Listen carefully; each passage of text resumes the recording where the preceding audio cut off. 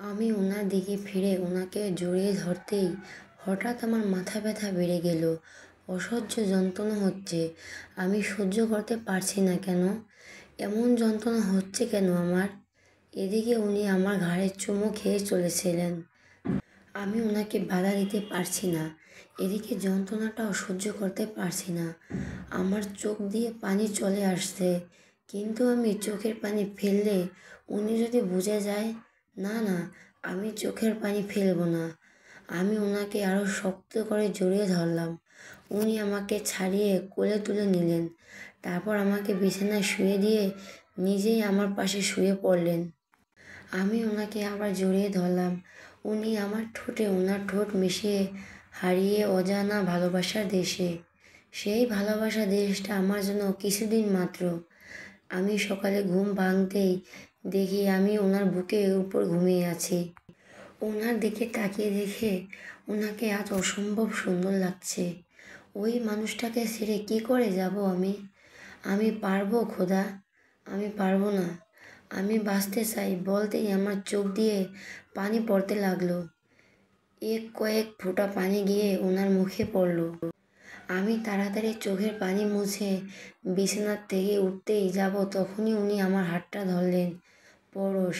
হঠাৎ করে মুখের উপর কিছু একটা পড়ায় আমার ঘুম ভেঙে গেল। আমি চোখ খুলে দেখি মিষ্টি বিছানা থেকে উঠে যাচ্ছে। আমি মিষ্টির হাতটা চেপে ধরলাম আর বললাম, কাঁদছো কেন? মিষ্টি, কেউ না তো। পরশ, তাহলে আমার মুখে কয়েক ফোঁটা পানি কেন? মিষ্টি, আসলে আমার চোখে কী যেন পড়েছিল তাই। পরশ, দেখি বলেই আমি ওনাকে এক টান দিয়ে ওনার উপর পড়ে গেলাম। আমি ওর চোখে হাত দিতেই, মিষ্টি, এখন ঠিক হয়ে গেছে? এই যা, 7:30 বেজে গেছে। আমি রেডি হয়ে নিচে যাই। পরশ, না, তুমি আমার কাছে থাকো। মিষ্টি, মামুনি একা একা রান্নাঘরে আছে। পরশ, তো কি হয়েছে? আমি তোমাকে ছাড়বো না বলেই ওর কপালে চুমু খেলাম। মিষ্টি, উনি কিছুতেই আমাকে ছাড়বে না। কি করবে মনে মনে? মামুনি, তুমি বলতে উনি আমাকে ছেড়ে দিয়ে বললেন। পরশ, কোথায় মামুনি? মিষ্টি, উনি আমাকে ছাড়তে আমি উঠে পড়লাম আর হাসতে লাগলাম। পরশ, কাজটা ভালো করলেন না। মিষ্টি, বেশ করেছি বলেই ওয়াশরুমে চলে গেলাম। তারপর রেডি হয়ে নিচে গেলাম। নিচে গিয়ে দেখি ডাইনিং টেবিলে দিশা আর মামুনি বসে আছে। আমিও গিয়ে বসলাম। মামুনি, মা পরশ কোথায়? মিষ্টি, ফ্রেশ হচ্ছে হয়তো বলতে উনি নিচে নেমে এলেন আর আমার পাশে চেয়ারে বসলেন। পরশ, গুড মর্নিং আম্মু, ব্রেকফাস্ট দাও। মামুনি, নীলুফা, ব্রেকফাস্ট নিয়ে আয়। নীলুফা সবাইকে ব্রেকফাস্ট দিল। সবাই ব্রেকফাস্ট করছিল। হঠাৎ করে আমার ফোনটা বেজে উঠল। ফোনের দিকে তাকিয়ে দেখি আহাদ ভাইয়া ফোন। পরশ, কে ফোন করেছে? মিষ্টি, আহাদ ভাইয়া। পরশ, রিসিভ করো, কথা বলো। মিষ্টি, হ্যাঁ। বলেই আমি ফোনটা নিয়ে চেয়ার থেকে একটু দূরে গিয়ে ফোন রিসিভ করলাম। আহাদ, হ্যালো মিষ্টি, তুই 1 ঘন্টার মধ্যে দিশাকে রাস্তার মোড়ে আয়।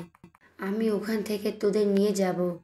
আজকে তোর একটা ইনজেকশন দিতে হবে আর ডাক্তারের সাথে কথা বলতে হবে।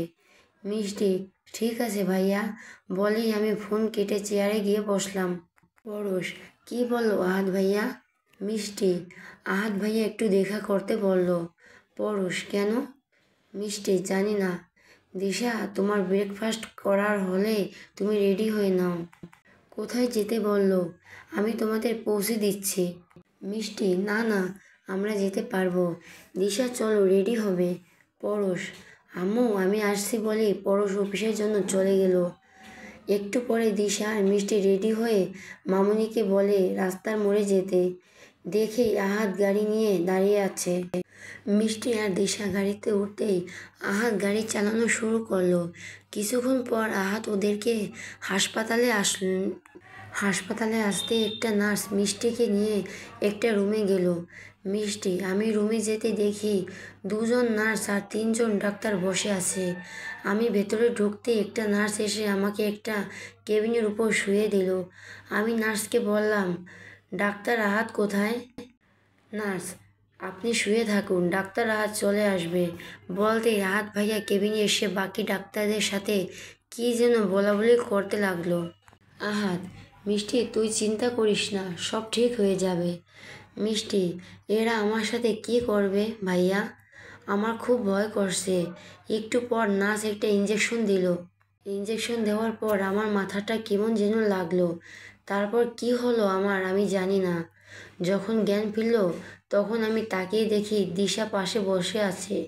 আমি দিশার দিকে ফিরে দিশার হাতটা ধরতে যাব, তখনই দেখি আমার হাতটা আমি উঠাতে পারছি না। খুব ব্যথা করছে, মাথাটাও ব্যথা করছে। আমি দিশাকে বললাম, দিশা, আমি হাত আর মাথা নড়াচড়া করতে পারছি না। দিশা আমার কথার কোনো উত্তর না দিয়ে কাঁদতে কাঁদতে চলে গেল। একটু পর নার্স কেবিনে ঢুকতেই আমি নার্সকে বললাম, নার্স, আমার হাত আর মাথা নড়াতে পারছি না কেন? নার্স, আপনার হাতে অনেকগুলো ইঞ্জেকশন পুশ করা হয়েছে আর মাথা মেশিনের সাহায্যে ভেতরটা দেখা হয়েছে। তাই? মিষ্টি, নার্স, আমি একবার ডাক্তারের সাথে দেখা করতে চাই। নার্স, ঠিক আছে, আমি ডাক্তারকে ডেকে দিয়েছি। ডাক্তার আসতেই আমি ডাক্তারকে বললাম, ডাক্তার, আমার হাতে আর কয়দিন সময় আছে? ডাক্তার, তুমি ভালো হয়ে যাবে মা। মিষ্টি, ডাক্তার, অসুখটা আমার আর আমি আমার অসুখের বিষয় জানতে চাই। প্লিজ ডাক্তার বলুন। ডাক্তার, 30 থেকে 35 দিন তোমার। মিষ্টি, ডাক্তারের কথা শেষ করার আগেই আমি ডাক্তারকে বললাম, 1 মাস না, এতেই হবে। হঠাৎ করে আমার ফোনটা বেজে উঠল। ফোনের দিকে তাকাতেই হঠাৎ আমার ফোনটা বাজতেই আমি ফোনের দিকে তাকিয়ে ওনার ফোন। আমি ফোন রিসিভ করার জন্য হাত বাড়াতে পারছি না। খুব ব্যথা লাগছে হাতটা নড়াতে। কেবিনের কাউকে দেখতে পাচ্ছি না যে তাকে দিয়ে ফোনটা রিসিভ করিয়ে নেব। ফোনটা বেজে চলছে, একটু পর ফোনটা বেজে কেটে গেল। পরশ, কী ব্যাপার? মিষ্টিকে কল দিলাম, কল রিসিভ করলো না। ভাইয়ের সাথে কি এত রাজকাজ করছে যে বরের ফোনটা ধরার সময় হচ্ছে না? আর একবার কল করে দেখি বলেই আমি আবার কল দিলাম, কিন্তু এবারও ফোনটা ধরলো না কেন? মিষ্টির সাথে তো দিশা আছে, একবার দিশাকে কল করে দেখি বলেই আমি দিশাকে কল দিলাম। দিশা, হ্যালো ভাইয়া। পরশ, তোর ভাবি কোথায়? কল করছি, কল রিসিভ করছে না কেন? দিশা, কি বলবো ভাইয়াকে আমি? মনে মনে, ভাইয়া, ভাবি তো ওয়াশরুমে গেছে, ফোনটা হয়তো ব্যাগের মধ্যে, তাই ধরতে পারছে না।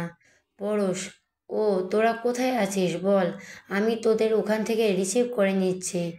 আহাত, কার সাথে কথা বলছো দিশা? দিশা, ভাইয়া। আহাত, পরশ কি বলছে? পরশ, দিশা, ভাইয়া বলছে আমাদের রিসিভ করে নেবে। আহাত, তুমি কি বলছো? দিশা, এখনও কিছু বলি নাই, ভাইয়া কলে আছে। আহাত, তুমি বলে দাও আমরা একটু পর রওনা দেব, তোর আশা লাগবে না। দিশা, ভাইয়া তোর আশা লাগবে না, আমরা চলে যাব। ফোনটা কানে নিয়ে বলল। পরশ, এইটুকু কথা বলতে এত সময় লাগে? ঠিক আছে, সাবধানে আসিস। বলেই পরশ ফোনটা রেখে দিল। আহাত, মিষ্টিকে এবার বাড়ি নিয়ে যেতে হবে, চলো। বলে দিশা আর আহাত মিষ্টির কেবিনে গিয়ে দেখে মিষ্টি বেডে শুয়ে আছে আর চোখ দুটো দিয়ে পানি ভেসে যাচ্ছে। আহাত, মিষ্টি চলো, এবার আমরা বাড়ি যাব। বলে মিষ্টিকে শোয়া থেকে উঠিয়ে বলল, মিষ্টি, ভাইয়া আমার হাতে খুব ব্যথা করছে রে। আহাত, একটু পরে ব্যথা কমে যাবে। দিশা, ভাবি তুমি ভালো হয়ে যাবে। দেখো মিষ্টি, পাগলি মেয়ে, আমি কখনোই ভালো হব না। দিশা, তুমি একটু বাইরে যাবে, আমি আহাত ভাইয়ের সাথে কথা বলবো। দিশা, ঠিক আছে ভাবি, আমি বাইরে যাচ্ছি, তোমরা কথা বলো। বলেই দিশা কেবিনের বাইরে চলে গেল। মিষ্টি, ভাইয়া, আমি ডাক্তারের কাছ থেকে জেনেছি আমার কাছে আর 1 মাসের মতো সময় আছে। ভাইয়া, তুই আমার শেষ ইচ্ছে পূরণ করবি? আহাদের হাত ধরে বলল। আহাত, তুই কেন কথা বলছিস বোন? আমি তোর জন্য সব করতে পারি, তোর ইচ্ছা কি বল আমাকে। মিষ্টি, ভাইয়া, ভাইয়া, দিশা তোকে খুব পছন্দ করে, ভালোবাসে, ও খুব ভালো মেয়ে রে ভাইয়া। আহাত, আমি জানি দিশা খুব ভালো মেয়ে, কিন্তু মিষ্টি, কোনো কিন্তু নয়। তুই আমাকে কথা দে ভাইয়া, তুই দিশাকে বিয়ে করবি। ভাইয়া, তোর এই বোনের শেষ ইচ্ছাটা রাখবি ভাইয়া। তুই দিশাকে বিয়ে কর, ওকে খুব সুখে রাখবি। আহাত, মিষ্টি, মিষ্টি, বল না করবি দিশাকে বিয়ে? আহাত, করব। আমি আমার বোনের জন্য সব করতে পারি। আমি বিয়ে করব দিশাকে। মিষ্টি, থ্যাংক ইউ ভাইয়া, থ্যাংক ইউ সো মাচ। আহাত, এবার চল বাড়ি যাই। বলেই আহাত মিষ্টিকে কেবিনের বাইরে নিয়ে আসলো। দিশা, ভাবি, মিষ্টি, দিশা, আমাদের বাড়ি ফেরার আগে একবার শপিং মলে যেতে হবে। দিশা, এই অবস্থায় শপিং মল না ভাবি, আমরা বাড়ি যাই। মিষ্টি, আরে দিশা, তুমি বুঝতে পারছো না, আমরা বাড়িতে আসার সময় বলে এসেছি। এখন যদি খালি হাতে যাই তাহলে মামনি প্রশ্ন করবে এত সময় আমরা কি করলাম। বরং কিছু শপিং করে নিয়ে গেলে মামনি ভাবে শপিং মলে শপিং করতে গিয়েছিলাম। দিশা, কিন্তু তুমি? মিষ্টি, আমি পারবো, তুমি চলো। বলেই মিষ্টি, দিশা আর আহাত মিলে শপিং মলে গিয়ে শপিং করলো। তারপর আহাত গাড়ি করে দিশা আর মিষ্টিকে নামিয়ে দিয়ে গেল। বাড়ির সামনে এসে মিষ্টি বলল, মিষ্টি, দিশা, মামুনি কিন্তু। দিশা, তুমি চিন্তা করো না। বলেই দিশা কলিং বেল বাজালো। কলিং বেল বাজতেই মামুনি দরজা খুলে বলল, মামুনি, এত সময় ননদ আর ভাবি মিলে কি করলে? মিষ্টি, মামুনি দেখো তোমার জন্য কি এনেছি, দেখো, এসো এখানে বসো। মামুনি, বসছি বসছি, পাগলি মেয়ে একটা। মিষ্টি, মামুনি, তোমার জন্য শাড়ি এনেছি। বলেই আমি মামুনির হাতে শাড়িটা দিতেই, মামুনি, মিষ্টি, তোর হাতে এগুলো কিসের? কিছু ইনজেকশন? মিষ্টি, এই দেখো, এত কষ্ট করে শাড়িটা নিয়ে আসলাম, আর উনি আমার হাত নিয়ে পড়লেন। কথাই বলবো না তোমার সাথে। মামুনি, এই দেখো মেয়ে রাগ হয়েছে। আরে মা, শাড়িটা অনেক সুন্দর হয়েছে। মিষ্টি, সত্যি? মামুনি, সত্যি। মিষ্টি, নীলুফা, এটা তোর জন্য, এই নে। আর এটা আমার বরের জন্য। মামুনি, আমি না আজ নিজের ঘরে যাচ্ছি। বলে মিষ্টি নিজের ঘরে আসলো। খাটে বসে কিছু সময় কাঁদলো। তারপর ফ্রেশ হওয়ার জন্য ওয়াশরুমে চলে গেল। ওয়াশরুম থেকে বের হতেই শরীরটা ভালো লাগছিল না, তাই বিছানায় গিয়ে শুয়ে একটু পর ঘুমিয়ে পড়ল। পরশ, আমি অফিস থেকে ফিরে এসে দেখি মিষ্টি শুয়ে আছে। এই অসময় ওকে শুয়ে থাকতে দেখে মনের মধ্যে একটু অন্যরকম চিন্তা আসলো। ওর তো কিছু হয়নি, ও এ সময় শুয়ে থাকে না। ডাকবো একবার? না থাক, বরং যখন উঠবে তখন দেখা যাবে। বলেই আমি ফ্রেশ হওয়ার জন্য ওয়াশরুমে চলে গেলাম। ওয়াশরুম থেকে বের হয়ে ওর কাছে গিয়ে বসলাম। ওর মায়াবী মুখটা দেখে আমাকে বারবারই ওর কাছে টেনে নেয়। আমি ওর কপালে একটা চুমু খেলাম। তারপর ওর পাশে বসে ল্যাপটপ নিয়ে কাজ করছিলাম। কাজ করতে করতেই ওর দিকে তাকাতেই দেখি ও আমার দিকে তাকিয়ে আছে। কি ব্যাপার, কখন ঘুম ভাঙলো? মিষ্টি, আগে বলো, আপনি কখন এসেছেন? আর আমাকে ডাকলেন না কেন? পরশ, এসেছি কিছুক্ষণ হলো। আর তুমি ঘুমিয়েছিলে তাই ডাকিনি। মিষ্টি, ঘুমিয়েছিলাম বলে ডাকা যাবে না? পরশ, দেখি আমার বইয়ের মুখটা দেখি। ল্যাপটপটা রেখে। মিষ্টি, আপনার সাথে আমি কথা বলবো না। বলেই আমি বিছানা থেকে উঠে দাঁড়াতেই উনি আমার হাতটা ধরে টান দিতেই আমার হাতে প্রচণ্ড ব্যথা লাগছিল। আমি ব্যথা সহ্য করতে পারছি না। আবার ওনাকে বলতে পারছি না হাতটা ছাড়েন। বললেই উনি যদি জানতে চায়। না না না, আমি চাই না, ওনার জন্য এইটুকু কষ্ট করতে পারবো না। কিন্তু ব্যথাটা, আহ, আমার চোখে পানি আসছে। কেন আমি কাঁদবো না? বলে পানি ধরে রাখতে চেষ্টা করলাম। মনে মনে, আমার হাতটা ছাড়ুন। পরশ, ঠিক আছে, হাত ছেড়ে দিলাম। বলেই আমি ওর কোমরটা জড়িয়ে ধরলাম।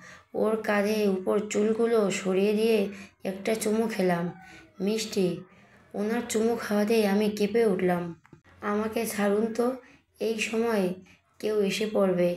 পরশ, আসলে আসবে, আমি এখন রোমান্স করব। মিষ্টি, রোমান্স না। বলে আমি ওনার দিকে ঘুরে ওনার কাঁধে হাত রাখতেই উনি আমার হাতটা নিয়ে বলল, পরশ, মিষ্টি, তোমার হাতে এগুলো কিসের দাগ? মনে হচ্ছে সুই ফোটানো দাগ। মিষ্টি, আরে এই দাগ তো অনেক আগের, আর আপনি এখন আমার হাত নিয়ে পড়লেন। বলে আমি ওনাকে ছাড়িয়ে দৌড়ে নিচে চলে আসলাম। আমি কি করে আপনাকে বলবো, আমি চাই না আপনাকে কষ্ট দিতে। বলেই আমি কাঁদতে মামুনি ডাকতে আমার চোখের পানি মুছে আমি মামুনির কাছে গেলাম। পরশ, মিষ্টির হাতে দাগটা আমি কাল দেখি নাই। দাগটা দেখে মনে হলো আজকের। ওর কিছু হয়নি তো? না, ও আমার কাছ থেকে কিছু লুকাচ্ছে, আমাকে জানতে হবে। বলে আমি নিচে নামতে আমার ফোনটা বাজলো। ফোনটা রিসিভ করে আমি ছাদে চলে গেলাম। মিষ্টি, মামুনি তুমি কি করছো? মামুনি পিঠা বানাচ্ছে। মিষ্টি, পিঠা? পিঠা দেখে বলে একটা পিঠা হাতে নিতে হঠাৎ আমার মাথা ব্যথা শুরু হতে লাগলো, আর হাত থেকে পিঠাটা পড়ে যেতে আমি ওখান থেকে চলে এসে সোফায় বসে পড়ি। মাথা ব্যথা যে দিন দিন বেড়েই চলছে। মামুনি, মেয়েটার কি হয়েছে? মাঝে মাঝে কেমন যেন করে।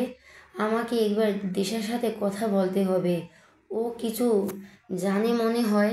পরশ, আম্মু খেতে দাও। সিঁড়ি দিয়ে নামতে বলল। আম্মু, দিশা ভাইয়াকে খাবার দে। মিষ্টি, আমি দিচ্ছি। বলেই আমি খাবার ওনাকে দেই। তারপর সবাই মিলে রাতের খাবার খেতে বসি। খাওয়া শেষ, উনি নিজের রুমে চলে যায়, মামুনি নিজের রুমে যায়। দিশা, ভাবি তুমি ওষুধ খাবে, চলো। মিষ্টি, হ্যাঁ চলো। বলেই আমি দিশার রুমে গিয়ে ওষুধ খেয়ে নিজের রুমে আসি। রুমের ভেতর ঢুকতেই দেখি উনি আলমারিতে কি যেন। সর্বনাশ, আমি আলমারিতে রিপোর্ট রেখেছি, উনি যদি দেখে ফেলে। না না, কিছুতেই ওনাকে রিপোর্ট দেখতে দেওয়া যাবে না।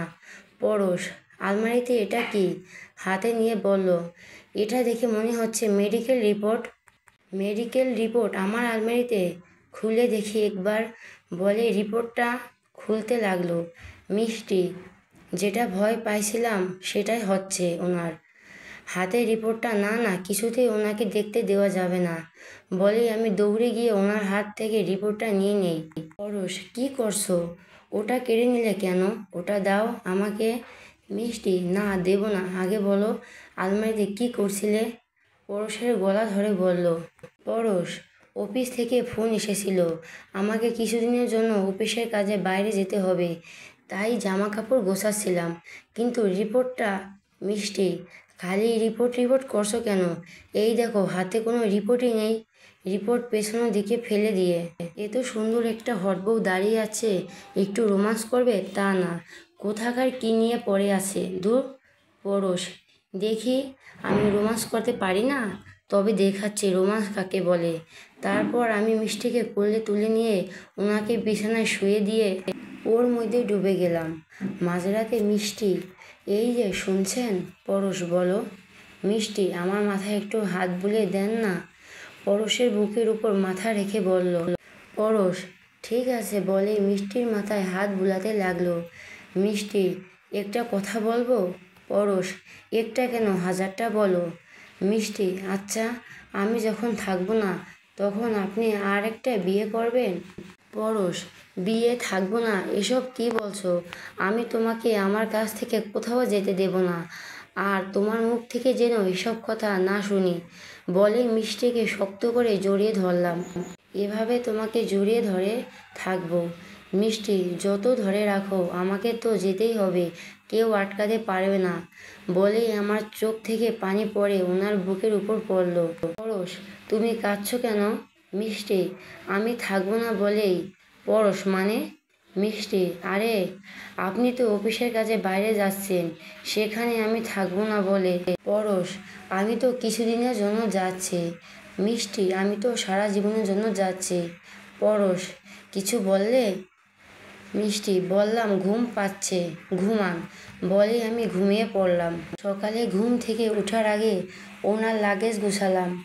নিচে গিয়ে ওনার জন্য ব্রেকফাস্ট নিয়ে রুমে ঢুকে দেখি উনি ঘুম থেকে উঠে ফ্রেশ হয়ে রেডি হয়ে গেছেন।